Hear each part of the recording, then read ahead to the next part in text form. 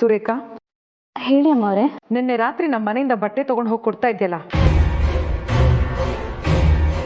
ಯಾರು ಕೊಡ್ತಾ ಇದ್ದೆ? ಯಾಕೆ ಕೊಡ್ತಾ ಇದ್ದೆ?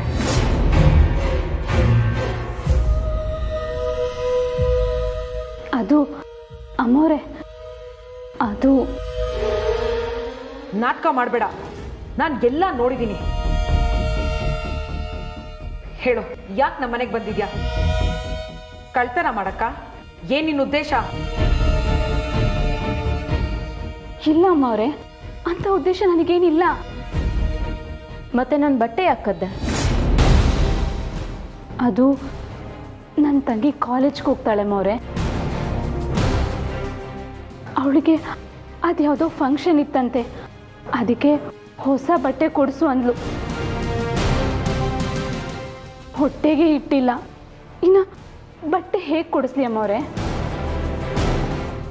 ನಿಮ್ಮದು ತುಂಬ ಬಟ್ಟೆ ಕಾಣಿಸ್ತು, ಅದರಲ್ಲಿ ಯಾವುದಾದ್ರೂ ಒಂದು ತೊಗೊಂಡೋದ್ರೆ ನೀವು ಬೇಜಾರು ಮಾಡ್ಕೊಳ್ಳಲ್ಲ ಅಂದ್ಕೊಂಡೆ. ಅದಕ್ಕೆ ಒಂದು ಬಟ್ಟೆ ತೊಗೊಂಡೆ. ನಾಳೆನೇ ವಾಪಸ್ ತಂದು ಕೊಡ್ತೀನಿ ಅಮ್ಮವ್ರೆ. ತಪ್ಪಾಯಿತು, ನನ್ನ ಕ್ಷಮಿಸಿ. ಅಯ್ಯೋ, ಹೇಳು, ಕಾಲ್ಗೆಲ್ಲ ಬೀಳ್ಬೇಡ. ನಾನು ಮಾಡಿದ್ದು ತಪ್ಪೆ ಅಮ್ಮವ್ರೆ. ನಿಮ್ಮ ಹತ್ರ ಕೇಳದೆ ಕಬೋರ್ಡಿಂದ ಬಟ್ಟೆ ತಗೊಂಡಿದ್ದು ತಪ್ಪೆ. ನಾನು ಕೇಳೋಣ ಅಂತಲೇ ರಾತ್ರಿ ಬಂದೆ, ಆದರೆ ಮನೇಲಿ ಯಾರೂ ಇರಲಿಲ್ಲ. ಬೆಳಗ್ಗೆ ಹೇಳೋಣ ಅಂದ್ಕೊಂಡೆ, ಆದರೆ ಯಾಕೋ ಮುಜುಗರ ಆಯಿತು. ತಪ್ಪಾಯ್ತಮ್ಮವ್ರೆ. ನೀವು ನನ್ನ ಕಳ್ಳಿ ಅನ್ಬೇಡಿ. ನಾನು ಈ ಅಪವಾದ ಇಟ್ಕೊಂಡು ಇಲ್ಲಿ ಕೆಲಸ ಮಾಡಲ್ಲ. ನಾನು ಹೋಗ್ತೀನಮ್ಮವ್ರೆ, ಹೋಗ್ತೀನಿ. ಒಂದು ನಿಮಿಷ.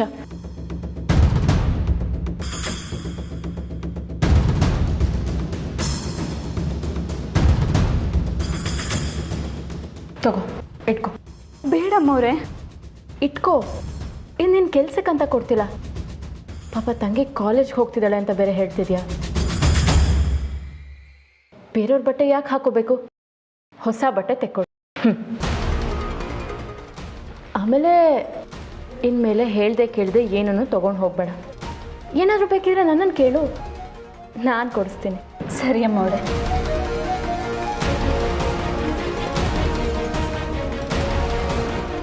ಶಿವಾನಿ, ನೀನು ಯಾಕೋ ತುಂಬ ಸದರ ಕೊಡ್ತಾ ಇದೆಯಾ? ನೀಲಿ, ಪಾಪ ಅವ್ರ ಕಷ್ಟ ಏನಿರುತ್ತೋ ಏನೋ, ಸುಮ್ಮನೆ ಯಾಕೆ ಶಿಕ್ಷೆ ಕೊಡಬೇಕು? ಇದನ್ನು ನೋಡಿ ಭಯ ಬೀಳಬೇಕಾ, ಖುಷಿ ಪಡಬೇಕಾ, ಯಾವುದು ಗೊತ್ತಾಗ್ತಿಲ್ಲ ನಂದೀಶ. ಯಜಮಾನ್ರೆ, ನಾವು ಭಯ ಪಡಬೇಕಲ್ವಾ, ಖುಷಿ ಯಾಕೆ? ನಾನು ನಿರಪರಾಧಿ. ನಾಗಮಣಿ ವಿಚಾರವಾಗಿ ನಾನು ಯಾರಿಗೂ ಯಾವ ಅನ್ಯಾಯನೂ ಮಾಡಿಲ್ಲ ಅನ್ನೋದಕ್ಕೆ ಇದಕ್ಕಿಂತ ಸಾಕ್ಷಿ ಬೇಕಾಗಿಲ್ಲ ನಂದೀಶ. ಹೌದು ಯಜಮಾನ್ರೆ, ನಿಮ್ದೇನು ತಪ್ಪಿಲ್ಲ ಅನ್ನೋದು ಇದು ನೋಡಿದ್ರೆ ಗೊತ್ತಾಗುತ್ತೆ. ಇಷ್ಟು ದಿವಸ ನಾನು ಏನೋ ಮೋಸ ಮಾಡಿದ್ದೀನಿ ಅಂತ ಹೇಳ್ಕೊಂಡು ತಿರುಗ್ತಾ ಇದ್ದ ನನ್ನ ಸ್ನೇಹಿತರಿಗೆ ಸತ್ಯ ಏನು ಅಂತ ಇವತ್ತು ಗೊತ್ತಾಗಿರುತ್ತೆ. ನನಗದೇ ಸಮಾಧಾನ. ಆದರೆ ಅಂದರೆ ಯಾವುದು ಸಾಧ್ಯ ಆಗೋದಿಲ್ಲ ಅಂತ ಅಂದ್ಕೊಂಡಿದ್ನೋ ಅದೇ ಆಗಿದೆ. ನಾಗಮಣಿ ಹುಡುಕಾಟದಲ್ಲಿ ನಮ್ಮ ಮೇಲೆ ಸೇಡು ತೀರಿಸ್ಕೊಳ್ಳೋಕ್ಕೆ ಅಂತ ನಾಗಲೋಕದಿಂದ ನಾಗಗಳ ಪ್ರವೇಶ ಆಗಿದೆ ಅನ್ನೋದು ಈಗ ಅರ್ಥ ಆಯಿತು. ಯಜಮಾನ್ರೆ, ನನಗಂತೂ ತುಂಬ ಭಯ ಆಗ್ತಾಯಿದೆ. ಇಂಥ ಸಮಯದಲ್ಲಿ ನೀವು ಇಷ್ಟೊಂದು ಸಮಾಧಾನವಾಗಿದ್ದೀರಾ ಅಂದರೆ ನನಗಂತೂ ಒಂದು ಅರ್ಥ ಆಗ್ತಾಯಿಲ್ಲ. ನೋಡು ನಂದೀಶ, ನಾಗಮಣಿ ನಮ್ಮ ಕೈ ವಶ ಆದಮೇಲೆ ಇಂಥದ್ದೊಂದು ದಿನ ಬಂದೇ ಬರುತ್ತೆ ಅನ್ನೋದು ನನ್ನ ಮನಸ್ಸಲ್ಲಿ ಗಟ್ಟಿಯಾಗಿತ್ತು. ಆದರೆ ನಾನು ಅದಕ್ಕೆ ಹೆಚ್ಚು ಒತ್ತು ಕೊಡಲಿಲ್ಲ. ಒಂದು ಅಮೋಘವಾದ ಸಾಧನೆ ಮಾಡಿದ ಮೇಲೆ ಬರೋ ತೊಂದರೆಗಳನ್ನು ಎದುರಿಸಲೇಬೇಕಲ್ವಾ? ಆದರೂ ನಿಮಗೆ ಭಯ ಆಗ್ತಾ ಇಲ್ವಾ? ಭಯನ ಗೆದ್ದೋನೆ ನಾಯಕ ಆಗೋದು ನಂದೀಶ. ಭಯ ಅನ್ನೋ ಕಿಡಿ ಮನಸ್ಸಿನಲ್ಲಿ ಇರಬೇಕು. ಅದು ನಮ್ಮ ಆತ್ಮನ ಬೆಚ್ಚಿಗೆ ನೋಡ್ಕೋಬೇಕು. ಮಿತಿ ಮೀರಿದ್ರೆ ದೇಹನೇ ಸುಟ್ಟು ಹಾಕ್ಬಿಡುತ್ತೆ. ಅದಕ್ಕೆ ನಾವು ಅವಕಾಶ ಕೊಡಬಾರ್ದು. ಭಯ ಒಳ್ಳೇದೇ, ಆದರೆ ಮಿತಿ ಮೀರಿದ್ರೆ ಅಮೃತಾನು ವಿಷ ಅಲ್ವಾ? ಅಲ್ಲ ಯಜಮಾನ್ರೆ, ಅಪ್ಪಿ ನಾವೇನಾದರೂ ಈ ಸರ್ಪದ ಕೈಗೆ ಸಿಗಾಕೊಂಡ್ಬಿಟ್ರೆ ಏನು ಗತಿ? ಇದನ್ನೇ ಹೇಳಿದ್ದು, ಮನಸ್ಸಿಗೆ ಏನೇನೋ ಹಾಕ್ಕೊಂಡು ಯೋಚನೆ ಮಾಡಬೇಡ ಅಂತ. ಆ ಹಾವಿಗೆ ನನ್ನ ಬಗ್ಗೆ ಗೊತ್ತಾಗಿದ್ದಿದ್ರೆ ಅದು ಮೊದಲು ನನ್ನ ಅಟ್ಯಾಕ್ ಮಾಡಿರೋದು. ಈ ವಿಚಾರದಲ್ಲಿ ಸಾಂಬಶಿವ ಒಂದು ಕೊನೆ ಕೊಂಡಿ. ಏನೋ ಎಡವಟ್ಟು ಮಾಡಿಕೊಂಡು ಸಿಕ್ಕಾಕೊಂಡಿದ್ದಾನೆ. ನಾನು ಎಲ್ರಿಗೂ ಹೇಳ್ತಾನೆ ಇದ್ದೆ, ಎಚ್ಚರದಿಂದ ಇರಿ ಅಂತ. ಆದರೆ ಇವನು ನನ್ನ ಮಾತು ಕೇಳದೆ ನಾಗಶಕ್ತಿಗೆ ಬಲಿಯಾಗಿ ಹೋಗ್ತಿದ್ದ. ಈಗೇನು ಮಾಡೋದು ನಾವು? ಗುರುಗಳನ್ನೇ ಕೇಳಬೇಕು. ಅವ್ರ ಮಾತೇ ನಮ್ಗೆ ಆಶೀರ್ವಾದ. ಅವ್ರ ಮಾರ್ಗದರ್ಶನ ಇರೋವರೆಗೂ ನಮ್ಗೆ ಯಾವ ತೊಂದರೆನೂ ಆಗೋಕ್ಕೆ ಸಾಧ್ಯ ಇಲ್ಲ. ಈ 23 ವರ್ಷ ನಮಗೆ ಯಾವ ತೊಂದರೆನೂ ಆಗಿಲ್ಲ ಅಂದರೆ ಅದಕ್ಕೆ ಕಾರಣ ಅವರೇ. ಈಗ ನೋಡು, ಸಾಂಬಶಿವ ಗುರುಗಳ ಮಾತನ್ನೇ ಮೀರಿದ. ಎಂಥ ಸ್ಥಿತಿ ಆಯಿತು. ದುರಾಸೆ ಮನುಷ್ಯನ ಕೈಲಿ ಏನು ಬೇಕಾದರೂ ಮಾಡಿಸುತ್ತೆ. ಇರಲಿ, ಈಗ ಸತ್ಯ ಏನು ಅಂತ ಅರ್ಥ ಆಯ್ತಲ್ಲ. ನೋಡು, ಎಲ್ಲರೂ ನಾಳೆ ಒಟ್ಟಿಗೆ ಸೇರಿಸು. ಸರಿ ಯಜಮಾನ್, ಎಲ್ರಿಗೂ ಫೋನ್ ಮಾಡಿ ಫಾರ್ಮ್ ಹೌಸ್ಗೆ ಬರೋಕ್ಕೆ ಹೇಳ್ತೀನಿ.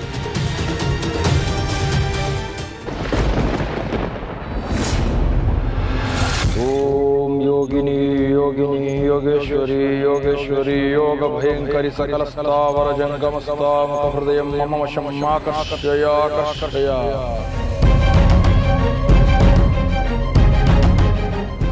ಗುರುಗಳೇ, ಕಪಾಲಿ ಆ ಹುಡುಗಿಯ ವಸ್ತ್ರವನ್ನು ನೀಡಿ ಹೋಗಿದ್ದಾನೆ. ಭಲೆ ಭಲೆ ಅಂದುಕೊಂಡ ಕೆಲಸವನ್ನು ಸಾಧಿಸಿಕೊಂಡು ಬಂದಿದ್ದಾನೆ. ಇಷ್ಟಾದರೆ ಸಾಕು, ಆ ಹುಡುಗಿಯ ಜನ್ಮ ರಹಸ್ಯವನ್ನು ಬಯಲಿಗೆ ಎಳೆಯುತ್ತೇನೆ.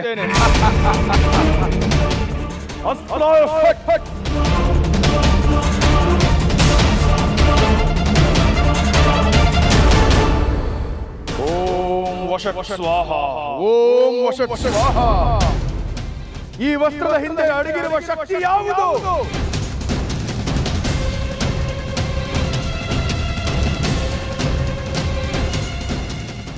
ಏನಿದು? ನನ್ನ ಕಣ್ಣಿಗೆ ಪೊರೆಯೇ, ಸರ್ಪದ ಜಾಡು ಸ್ಪಷ್ಟವಾಗಿ ಕಾಣುತ್ತಿಲ್ಲ. ಗೋಚರವಾದ ವರ್ಣ ನಾಗವರ್ಣ, ಪೀತವರ್ಣ, ಹಳದಿ ಬಂಗಾರ. ಅಂದರೆ ಈ ಬಣ್ಣಕ್ಕೂ ಅಂದು ನಾನು ದಿಗ್ಬಂಧನ ಇರಿಸಿದ ಸರ್ಪದ ಬಣ್ಣಕ್ಕೂ ಸಾಮ್ಯತೆ ಕಾಣುತ್ತಿದೆ. ಯಾವುದೋ ಬಲವಾದ ನಾಗದಂತಿದೆ. ಇರಲಿ. ಈ ತ್ರಯಂಬಕನನ್ನು ಮೀರಿ ಗೆಲ್ಲಲು ಯಾವ ನಾಗಕ್ಕೂ ಸಾಧ್ಯವಿಲ್ಲ. ಗುರುಗಳೇ, ಆ ಕಪಾಲಿ ಆಕೆಯ ಉಗುರು ಮತ್ತು ಕೂದಲುಗಳನ್ನು ಆದಷ್ಟು ಬೇಗ ತರುವುದಾಗಿ ಹೇಳಿದ್ದಾನೆ. ಅವುಗಳು ಸಿಕ್ಕೊಡನೆ ಆಕೆ ನಿಜಾಂಶ ನಮ್ಮ ಕಣ್ಣ ಮುಂದೆ ಬರುತ್ತದೆ. ಆಕೆ ಯಾರು, ಆಕೆ ಇಹಪರಗಳೇನು, ಆಕೆ ಜನ್ಮ ರಹಸ್ಯವೇನು ಎಂಬುದು ನಮ್ಮ ಕಣ್ಣ ಮುಂದೆ ಗೋಚರವಾಗುತ್ತದೆ. ಓಂ ಅಸ್ತ್ರಾಯ ಫಟ್ ಫಟ್ ಸ್ವಾಹ. ನನ್ನ ಅನುಮಾನ ಸರಿಯಾದ ದಿಕ್ಕಿನಲ್ಲಿಯೇ ಇದೆ.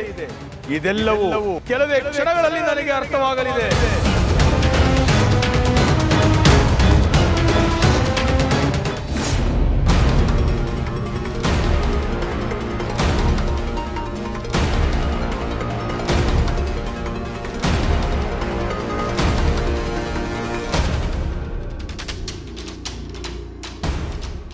ಅಮ್ಮೋರೆ, ಅಯ್ಯೋ ಅಲ್ಲೇ ಕೂತ್ಕೋತಾ ಇದೆಯಾ? ಬಾ, ಇಲ್ಲಿ ಕೂತ್ಕೋ ಬಾ.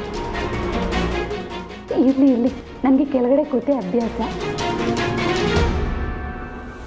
ಅಮ್ಮೋರೆ, ನಾನು ನಿಮಗೆ ಪೆಡಿಕ್ಯೂರ್ ಮಾಡಲಾ? ಕಾಲೆಲ್ಲ ಮಸಾಜ್ ಮಾಡಿ ಉಗುರು ಕಟ್ ಮಾಡಿಕೊಡ್ಲಾ? ಅಯ್ಯಯ್ಯೋ, ಏನು ಬೇಡ, ಅದೆಲ್ಲ ನಾನು ನಿನ್ನ ಕೈಲಿ ಮಾಡಿಸ್ಕೊಡೋದಿಲ್ಲ. ನೀನು ಮನೆ ಕೆಲಸ ಮಾಡಿದ್ರೆ ನಂಗೆ ಅಷ್ಟೇ ಸಾಕು. ಛೇ, ನನಗೆ ಇವ್ರು ಉಗುರು ಕೂದಲು ಏನಾದರೂ ಒಂದು ಬೇಕಿತ್ತು. ಏನು ಮಾಡಲಿ? ಚಿಕ್ಕಮ್ಮವ್ರೆ, ನಾನು ನಿಮಗೆ ತಲೆ ಬಾಚ್ಕೊಡ್ಲಾ? ಏನು ನನಗೆ ತಲೆ ಬಾಚ್ತೀಯಾ? ಯಾಕೆ, ನನಗೇನು ತಲೆ ಬಾಚ್ಕೊಳಕ್ಕೆ ಬರಲ್ಲ ಅಂತನಾ? ಅದೆಲ್ಲ ಏನೂ ಬೇಕಾಗಿಲ್ಲ. ಅಯ್ಯೋ, ನಂಗೆ ಇದೆಲ್ಲ ಗೊತ್ತಿಲ್ಲ ಅಂತ ತಪ್ಪು ತಿಳ್ಕೊಬೇಡಿ. ನನಗೆಲ್ಲ ಗೊತ್ತು. ನಾನು ಹಿಂದೆ ಮನೇಲಿ ಕೆಲಸ ಮಾಡ್ತಿದ್ನಲ್ಲ, ಆ ಯಜಮಾನ್ರಮ್ಮ ನನಗೆಲ್ಲ ಹೇಳ್ಕೊಟ್ಟಿದ್ದಾರೆ. ಅವರು ಅಮೇರಿಕದಿಂದ ಬಂದವರು. ನನಗೆ ಪೆಡಿಕ್ಯೂರ್ ಮಾಡೋದು, ಮೆನಿಕ್ಯೂರ್ ಮಾಡೋದು, ಆಮೇಲೆ ಐಬ್ರೋ ಶೇಪ್, ಹೇರ್ ವಾಶ್ ಎಲ್ಲ ಮಾಡ್ತೀನಿ. ಹಾಗಾದರೆ ಹೋಗಿ ಯಾವ್ದಾದ್ರು ಬ್ಯೂಟಿ ಪಾರ್ಲರಲ್ಲಿ ಕೆಲಸಕ್ಕೆ ಸೇರ್ಕೋಬೇಕಾಗಿತ್ತು. ಇಲ್ಲಿಗೆ ಯಾಕೆ ಬಂದಿದ್ಯಾ?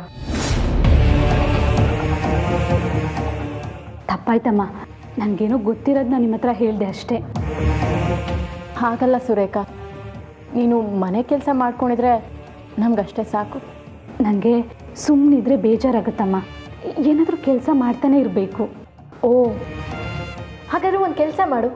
ನಿನಗೆ ಬೇಜಾರಾದರೆ ಅಲ್ಲಿ ಟಿ ವಿ ಇದೆ, ನೀನು ಟಿ ವಿ ನೋಡ್ಬೋದು.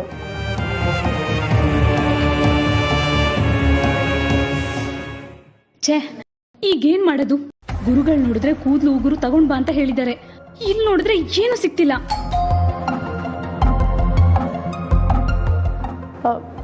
ಯಾರು ನೋಡು.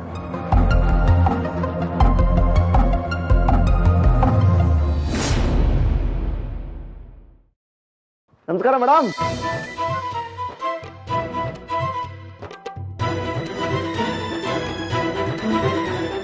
ಹಾಯ್ ಮೇಡಮ್, ಹೇಗಿದ್ದೀರಾ? ಚೆನ್ನಾಗಿದ್ದೀರಾ? ಆರಾಮ?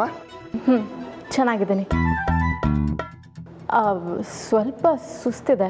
ಓ ಹೌದಾ? ಏನಾಗೋದಿಲ್ಲ ಬಿಡಿ ಮೇಡಮ್, ತಿನ್ಕೊಂಡು ಉಳ್ಕೊಂಡು ಆರಾಮಾಗಿರಿ, ಎಲ್ಲ ಸರಿ ಹೋಗುತ್ತೆ. ಕೂತ್ಕೊಳ್ಳಿ. ಪರವಾಗಿಲ್ಲ, ನನಗೆ ಅಷ್ಟು ಪುರ್ಸೋತಿಲ್ಲ ಮೇಡಮ್. ನನ್ನ ಜೊತೆ ಬನ್ನಿ. ನಿಮ್ಮ ಜೊತೆನಾ? ಎಲ್ಲಿಗೆ? ಹೇಳ್ತೀನಿ ಬನ್ನಿ ಮೇಡಮ್, ಅರ್ಜೆಂಟ್ ವಿಷಯ. ಮೇಡಮ್, ನೀವೀಗ ಬರ್ತಿರೋ ಇಲ್ವೋ? ಶಿವಾನಿಯವರು ಬ್ಯುಸಿ ಇದ್ದಾರೆ, ಈಗೆಲ್ಲೂ ಬರೋಕ್ಕಾಗಲ್ಲ. ನಿಮ್ಮ ಮೇಡಮ್ ಯಾವಾಗಲೂ ಬ್ಯುಸಿ ಇರ್ತಾರೆ, ಅದು ಗೊತ್ತಿದ್ದೆ ವಿಷಯ. ಮೇಡಮ್, ಒಂದು ಅರ್ಧ ಗಂಟೆ ಹಿಂಗೋಗಿ ಹಂಗೆ ಬಂದ್ಬಿಡೋಣ. ಬನ್ನಿ ಮೇಡಮ್ ಪ್ಲೀಸ್.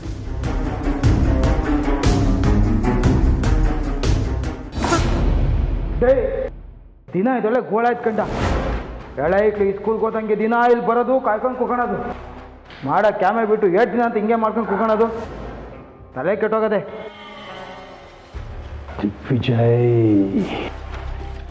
ದಿಗ್ವಿಜಯ್ ನನಗೇನೋ ದಿಗ್ವಿಜಯ್ ಮೇಲೆ ಅನುಮಾನ. ಅಲ್ಲ, ದಿಗ್ವಿಜಯ ಡಾಕ್ಟ್ರಿಗೆ ಸ್ಕೆಚ್ ಹಾಕಿ ನಮ್ಮನ್ನೆಲ್ಲ ಬಾಯ್ ಬಡ್ಕೊಳಕ್ಕೆ ಮಾಡಿರ್ಬೋದಾ ಅಂತ. ಚೇನ್ ಕರ್ಮನ ಏನೋ. ಇರ್ಬೋದು, ಮಾಡಿರ್ಬೋದು. ನನಗಂತೂ ಯಾವ ತಿಟ ಯಾವ ಸುಳ್ಳು ಒಂದು ಅರ್ಥ ಆಗ್ತಿಲ್ಲ. ಏಯ್ ಸುಮ್ಮನಿಲ್ಲ, ನಾನೇ ಕಣ್ಣರೆ ಕಂಡಿರೋ ಸತ್ಯನ ಸತ್ಯ ಅಲ್ಲ ಅಂತೀರಲ್ರು. ನಿಮ್ಮನ್ನು ನೋಡಿದ್ರೆ ನೀವೇನು ಯೋಚನೆ ಮಾಡ್ತಾ ಇದ್ದೀರಾ ಅನ್ನೋದು ನನಗೆ ಅರ್ಥ ಆಗುತ್ತೆ. ನಿಮ್ಗೆ ಇನ್ನೂ ನನ್ನ ಮೇಲೆ ನಂಬಿಕೆ ಬಂದಿಲ್ಲ ಅಲ್ಲ? ಯಜಮಾನ್ರೆ, ಯಾಕೆ ಸುಮ್ಮನೆ ಹೋಗ್ಲಿ ಬಿಡಿ. ಇಲ್ಲೇ ಬಿಡು ನಂದೀಶ, ಸತ್ಯ ಏನನ್ನೋದು ಅವ್ರಿಗೆ ಗೊತ್ತಾಗಲಿ, ಅವ್ರಿಗೂ ತೋರಿಸೋಣ ಬಾ.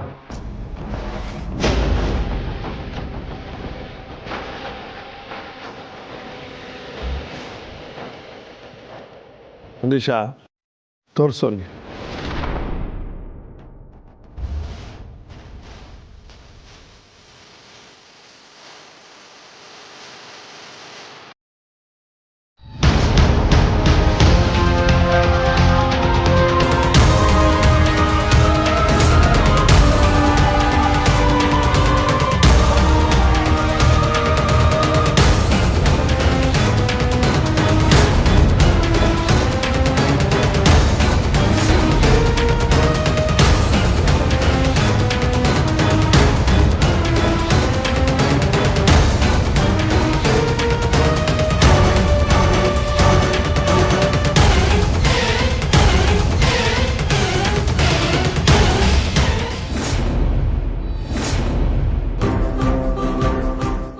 ಒಬ್ಬ ದೇವ್ರು ವರ ಕೊಟ್ಟರು ಪೂಜಾರಿ ವರ ಕೊಡಲ್ಲ ಅಂದಂಗೆ ಇವರೊಬ್ರು.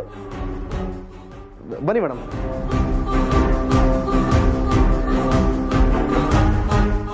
ಯಾಕೆ ಮೇಡಮ್ ಅಷ್ಟೊಂದು ಯೋಚನೆ ಮಾಡ್ತಾ ಇದ್ದೀರಾ? ನಾನೇನು ಸೀರಿಯಲ್ ಕಿಲ್ಲರ್ ಥರ ಕಾಣಿಸ್ತಾ ಇದ್ದೀನಾ? ನೋಡಿ ಮೇಡಮ್, ನನ್ನ ಮನಸ್ಸಲ್ಲಿ ಏನಿದೆಯೋ ಅದನ್ನು ಡೈರೆಕ್ಟಾಗಿ ಹೇಳೋ ಸಿಂಪಲ್ ಕ್ಯಾಟಗರಿ ನಂದು. ತಲೆ ಮೇಲೆ ನವಿಲ್ಗರಿ ಇಟ್ಕೊಂಡಿರೋ ದೇವ್ರ ಕ್ಯಾಟಗರಿ ಅಲ್ಲ, ಸೀದಾ ಸಾದಾ ಮಾಮೂಲಿ ಮನುಷ್ಯ ನಾನು. ಮನಸ್ಸಲ್ಲಿ ಒಳ್ಳೆ ಉದ್ದೇಶ ಇಟ್ಕೊಂಡ್ಬಂದೆ, ಏನು ಮಾಡೋದು, ನನ್ನ ನಸೀಬೆ ಸರಿ ಇಲ್ಲ. ಮೇಡಮ್, ನನ್ನ ಮೇಲೆ ನಿಮ್ಗೆ ಅನುಮಾನ ಇದ್ದರೆ, ನಾನೇನಾದರೂ ತಪ್ಪು ಮಾಡ್ತಾ ಇದ್ದೀನಿ ಅಂತ ನಿಮ್ಮ ಮನ್ಸಿಗೆ ಅನ್ಸಿದ್ರೆ ಬರಲೇ ಬಿಡಿ ಬೇಡ. ಹೃದಯದಲ್ಲಿ ಅಳಕಿದ್ರೆ ಎದುರಿಗಿರೋನ ಬಗ್ಗೆ ಬರೀ ಹುಳಿಕೆ ಕಾಣುತ್ತೆ. ಎಲ್ಲದಕ್ಕೂ ಪಡ್ಕೊಂಬಂದಿರಬೇಕು. ಜೀವನ ಅಂದಮೇಲೆ ಇದೆಲ್ಲ ಇದ್ದಿದ್ದೆ. ಕ್ಷಮಿಸಿ ಮೇಡಮ್, ನಿಮ್ಮನ್ನು ಸುಮ್ಮನೆ ಡಿಸ್ಟರ್ಬ್ ಮಾಡಿದೆ. ದಡ್ಡ ನಾನು ದಡ್ಡ. ಮನಸ್ಸಲ್ಲಿ ಇರೋದಲ್ಲ ಇಷ್ಟು ಡೈರೆಕ್ಟಾಗಿ ಹೇಳ್ಕೋಬಾರ್ದು ಅನ್ನೋಷ್ಟು ಕನಿಷ್ಠ ಜ್ಞಾನನೂ ಇಲ್ಲ ನನಗೆ. ಈ ಮೈಂಡು ಅನ್ನೋ ಕಂಪ್ಯೂಟರ್ ಹುಟ್ಟ ಮಾತಲ್ಲ, ನಾಲ್ಗೆ ಅನ್ನೋ ಕೀಬೋರ್ಡಲ್ಲಿ ಟೈಪ್ ಆಗಿ ಬಾಯಿಂದ ಆಚೆ ಬಂದ್ಬಿಡುತ್ತೆ. ನೋಡಿ ಈಗಲೂ ಸುಮ್ಮನೆ ನಿಂತ್ಕೊಂಡು ನೋಡ್ತಾನೆ ಇದ್ದೀರಾ, ನಾನು ಪಿಟೀಲ್ ಕುಯ್ತಾನೆ ಇದ್ದೀನಿ. ಸರಿ ಸರಿ ಬರ್ತೀನಿ.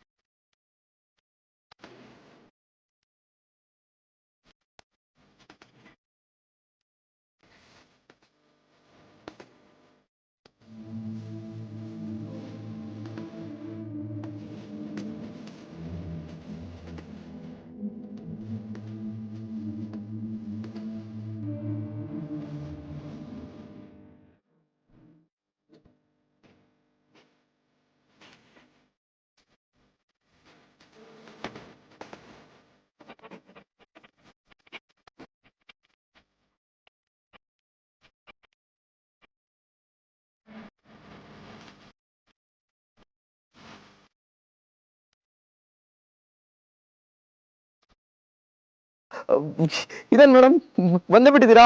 ಈಗ ನೀವು ಮತ್ತೆ ಮಾತಾಡೋಕೆ ಶುರು ಮಾಡಿದ್ರೆ ನಾನು ಹಿಡಿದು ಹೋಗ್ತೀನಿ ಅಷ್ಟೇ. ಅಯ್ಯೋ ಇಲ್ಲ ಮೇಡಮ್, ದೇವರೇ ಬಂದು ಪೀಠದಲ್ಲಿ ಕೂತ್ರೆ ಭಕ್ತಂಗೆ ಪೂಜೆ ಮಾಡೋದಷ್ಟೇ ಕೆಲಸ.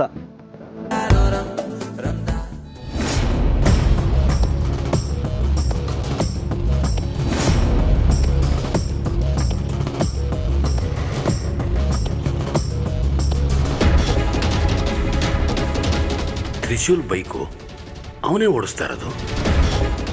ಯಾವುದೋ ಹುಡುಗಿನ ಕೂಸ್ಕೊಂಡು ಹೋಗ್ತಾ ಇದ್ದಾನಲ್ಲ, ಯಾರಿರ್ಬೋದು ಆ ಹುಡುಗಿ? ದನ ಬೇಲಿ ದಾಟಿ ಹೊರಗಡೆ ಹೋಗಿದೆ ಅಂದಂಗಾಯ್ತು. ಈ ಬ್ರೇಕಿಂಗ್ ನ್ಯೂಸ್ ನಮ್ಮ ಮನೇಲಿ ಹೇಳಿದ್ರೆ ಎಲ್ಲರೂ ಶಾಕ್ ಆಗ್ತಾರೆ. ಮೊದಲು ಈ ವಿಷಯನ ಅಕ್ಕನಿಗೆ ಹೇಳಬೇಕು.